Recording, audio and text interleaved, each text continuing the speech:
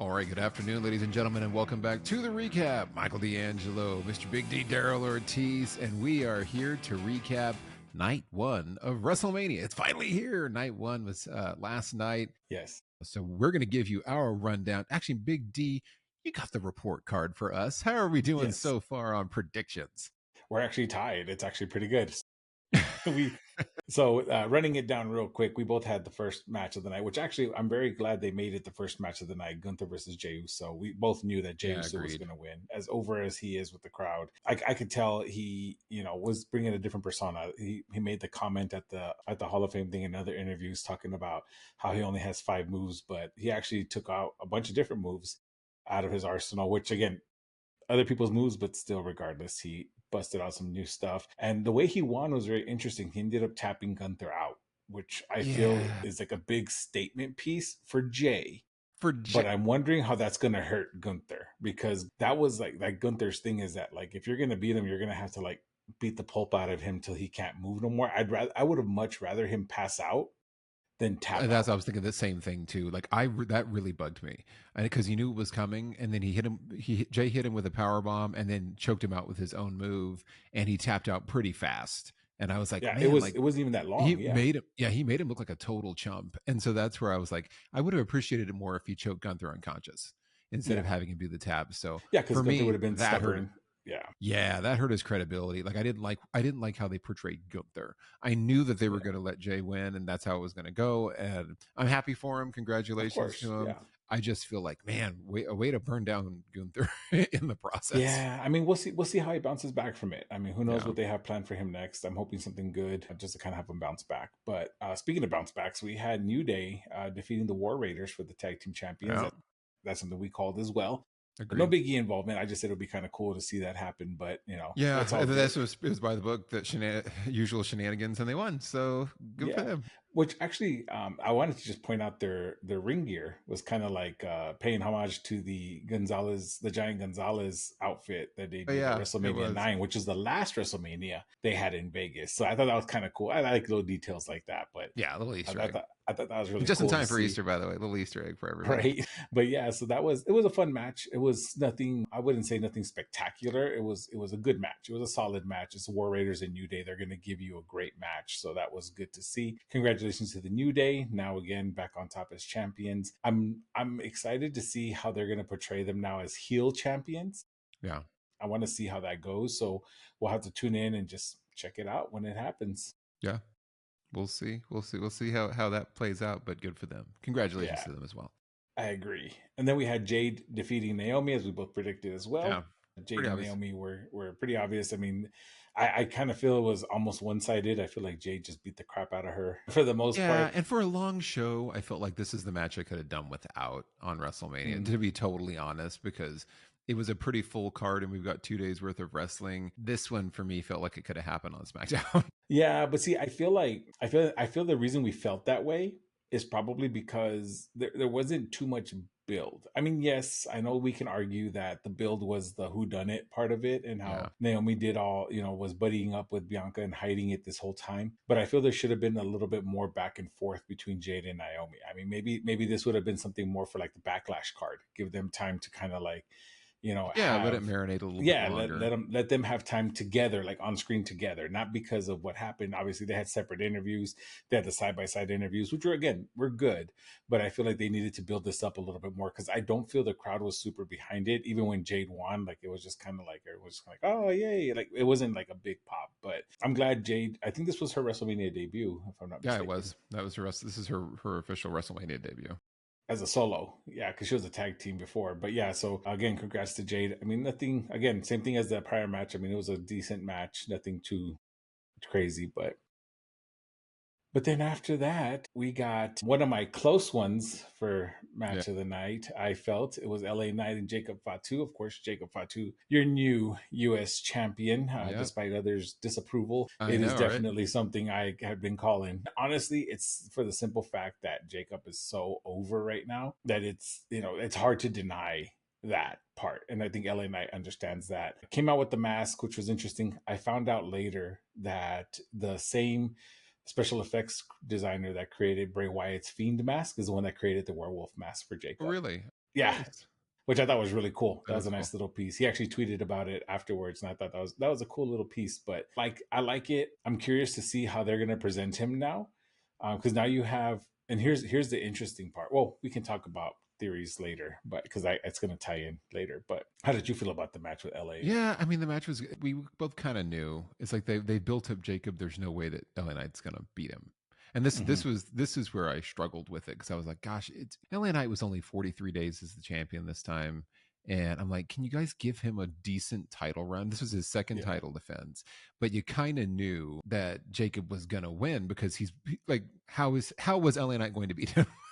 I mean, yeah, yeah, They've made him into the super heel. I mean, I think congratulations. I think it's very well deserved. Jacob has burst onto the scene in WWE. Obviously, he's had a very prolific independent career, but he really has made the absolute most out of this opportunity. He's totally over with the crowd. He was getting a lot of cheers, and yeah. he wasn't getting booed by anybody. No, So good for him. I totally understand why. The same thing we said last week. I was like, I wonder where this puts LA Knight now. I hope they start pushing him into the world title picture, because how are you gonna you're gonna have him do a rivalry with Jacob Fatu, who's just crushing everybody? I don't think so. I feel like you not got to move yet. him on.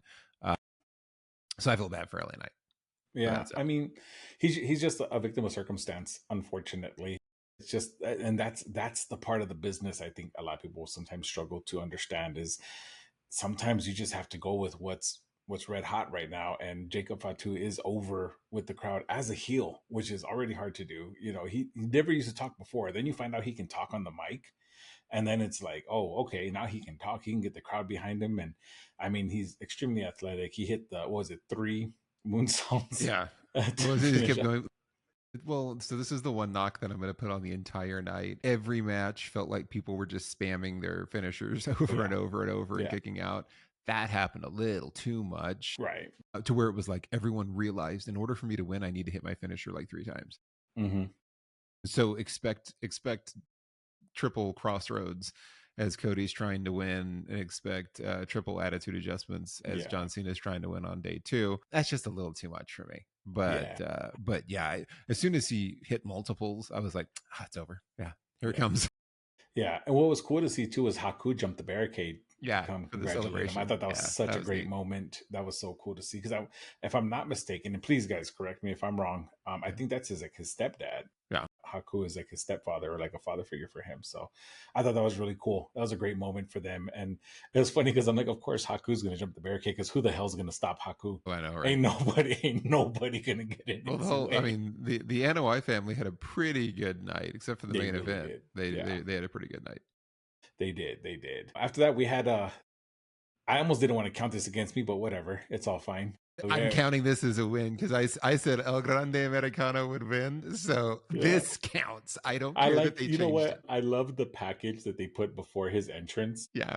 because they showed Rey Mysterio the whole time, and then it was him. And I thought that was the coolest thing ever. How the mariachi group come out with the Grande Americano masks, which was Yeah. cool. Of course, subbing in was Rey Fenix. My only gripe about it was the Rey Fenix took the pin, Yeah. but it wasn't clean. So in his defense, it Yeah. wasn't clean. Obviously, it was Abel did cheating the because whole, he put the metal plate in his yeah, face, and then and he got the he kicked adios him. amigo. Yeah. He kicked him in the face and hurt his foot. And so, like, they set it up well to try to save Ray as much as possible. Well, But and here's the thing though, is they waited to that match again to remind everybody that WWE acquired AAA, AAA, yeah, which they is did. huge for those of Yeah. you that are into lucha libre.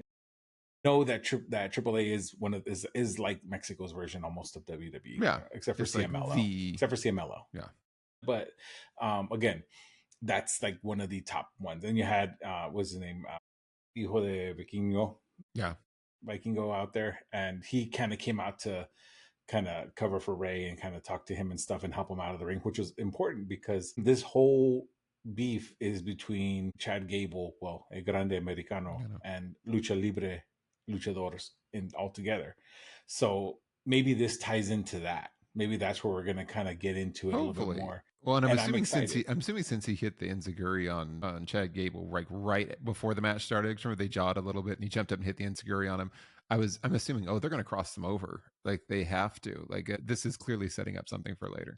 And if y'all haven't seen his matches before, look him up. He is extremely athletic. Y'all think Rey Fenix can walk the ropes? This man is like defies gravity. It's Yeah. insane. So I'm excited for that. This was my match of the night, by the way. I'm gonna Yeah, say I really thoroughly enjoyed this one. As far as just pure wrestling matches, yeah. that this was really great stuff. This is the So other one that because I was between the Jacob and this one. I was torn because this one I know it had the shenanigans, which I kind of didn't care for, yeah, but but at the same it's time El though, it Grande was Americano so hailing yeah. from the Gulf of America. The But that's Gulf of shenanigans are Mexico. They part of. changed it. I know they did change it. They're like, well, technically, when he was born, it was Gulf of Mexico. So it's they're steering into the silliness with it. But the wrestling match itself was phenomenal.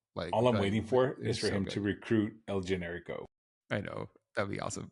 I can't wait. Oh my god, I'm so excited. Okay, so that was cool. After that, we had one of the stiffest matches of the night, Yeah. which was Tiffany Stratton against Charlotte Flair. Tiffany Stratton did retain, but I'm just gonna cut right to it, man. That was a stiff match. Tiffany got, I think, multiple teeth chipped. I think she was busted open on her mouth, and she had a nasty bump on her head. Yeah. Again, I think a lot of that was a receipt from Charlotte for the 0-3 comment. Well, yeah, which is ridiculous though, because I'm like, come on, you still have to work safe. And Nah, she was working Tiffany is stiff. basically the face of the women's division right now. So stop trying to mess her up. Is the problem that I That's have with it. exactly That's what what she was Charlotte trying to did. do. Yeah. And it's sad because that's what I pretty much took out of the whole match. Like I was just like, damn, Charlotte's working stiff, like Yeah. really stiff. And I didn't enjoy it for that reason. Like I don't like stuff like that. And so like that was taking me out of the match the whole time, where I was like, yeah, I can't wait for this one to be over with, because it's, for me, it just shows the unprofessionalism of, this is why I have never really cared for Charlotte Flair that much, especially not when she's come back now, because it's like it's the arrogance that's not, it's not a work. Like she's just arrogant, and She really is. really is full of herself, and she treats her coworkers badly, and she worked really stiff in this match, which shows a lack of class and a lack of character. So I was thoroughly taken out of the match. It didn't make it more compelling for me.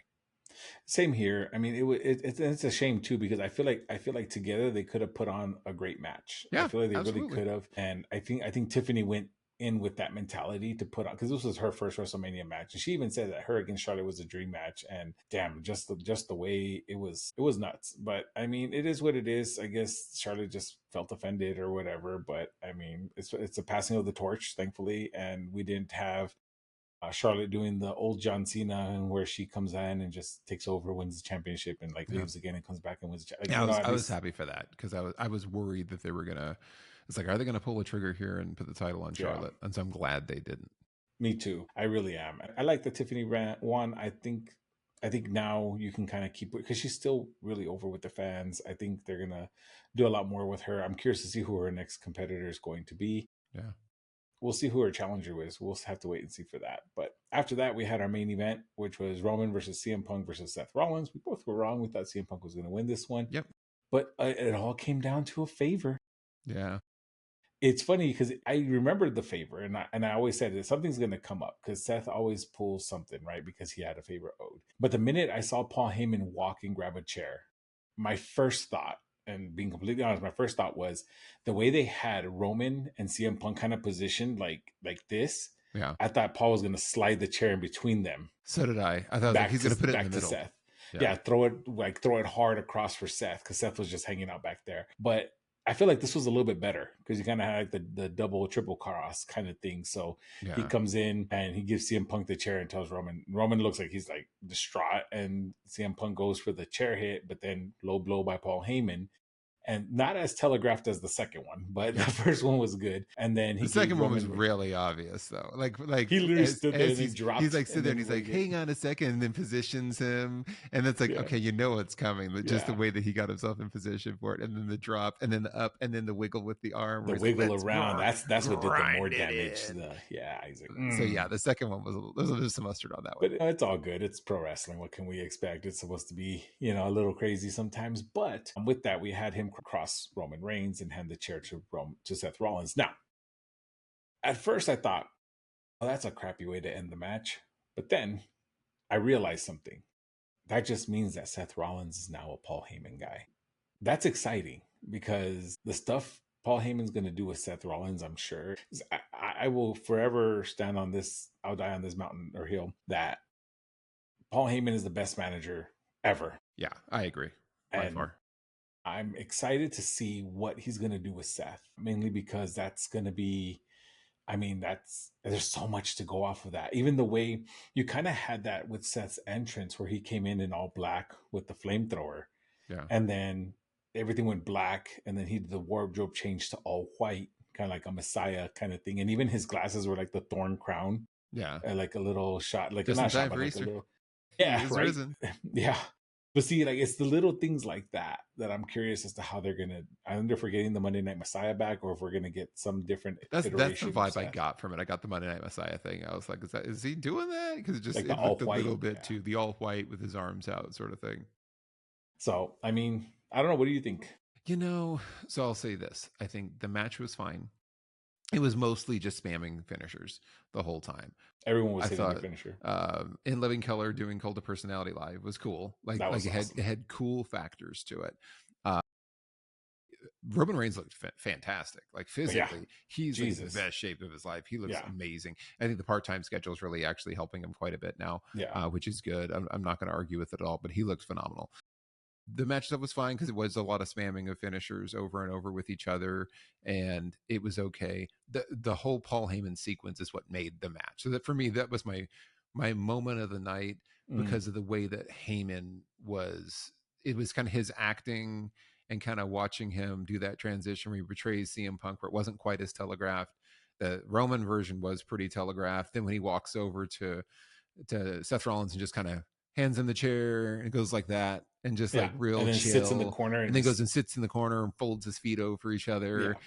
yeah, Like little everything details. about Yeah, that is everything about the way that he acted and sold that whole sequence was made the whole match. It I made it agree. all worth it. Because I agree. if one of them had just gotten the pin, that would have been that. Like it would have been like, oh, it was fine, it was good, but it was pretty by the numbers. So I'm excited to see this pairing because they obviously walked off together. They're clearly in cahoots now, so this will be fun. But yeah, other than that, that's what for me that was the best sequence, and that was like the Hmm. best moment of the night. So Yeah. good stuff. Was it worthy of being the main event of night one? Not really. Like I'm going to be completely honest here. Hmm. I know they did this for CM Punk so that he could be in the main event. There was no title on the line. Yeah. The Paul Heyman betrayal is what really made the whole match, but I don't think it made up for the fact that there was probably a world title that deserved to be there. Well, Jay, I think if you're not going to put him on last, you do put him on first. So I Hmm. do appreciate the fact Yeah. that they put the World Heavyweight Championship on first. Yeah. That was cool. That I was, agree. yeah, go ahead. No, no, I just say I agree with the fact that at least you go first, right? Because we've heard that all throughout pro wrestling. If you're not going on last, you want to go on first because you want to set the tone. And he did. I mean, they wrestled a great match, and I agree. I feel like maybe that should have been the main event. However, I don't think the Roman CM and Seth Rollins match would have benefited from being first either, just because of the cliffhanger. Like, you know what I No, mean? it wouldn't have. And Yeah. it kind of then it's like the question arises, like, then what is the main event? And like, if you would have put the Tiffany Stratton Charlotte Flair at the main event, that would have been an awkward ending because at some point the Yeah. crowd kind of stopped getting behind when she started working stiff. So Well, and that I was guess mostly Charlotte just yeah, blowing no, it I down. agree, but I think that's kind of like that's the conundrum, right? Like, then which one would have gone, first? But at this point, I think I'm excited. The only thing, like you said, I feel the moment of the night was the Paul Heyman double betrayal because not I yes, I saw it coming at the end when he grabbed the chair. Like I said, I knew he was going to give it to Seth, but the way he got there Yeah. threw me The way he off, got and I there was like that. perfect. Yeah. Yeah, I like that. I like being surprised. I mean, obviously, I love to predict. Y'all hear me all the time talking about my predictions and my assumptions and who I think is going to come out, who's going to happen, what's going to happen. But I think this kind of helped add that nice element of surprise that we love in pro wrestling. That you never know. You may know how they're gonna get there or where they're going with it, but how they're gonna get there is the question. And the way they got there with Paul Heyman, I really enjoyed that because I feel like that told a small story in itself. Because Paul Heyman's facial expressions when he betrayed CM Punk, you could tell he looked upset that he had to do that.